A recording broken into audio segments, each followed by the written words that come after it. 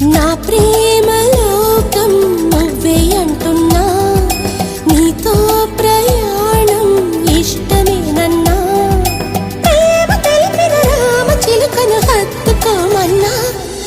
చెప్పాలనుంది చిన్న మాటైనా, ఆగనంది దాగనంది లోలోన, ఇన్నాళ్ళ నుండి ఉన్న మాటైనా, ఇప్పుడేగా చెప్పమంది ప్రేమైనా.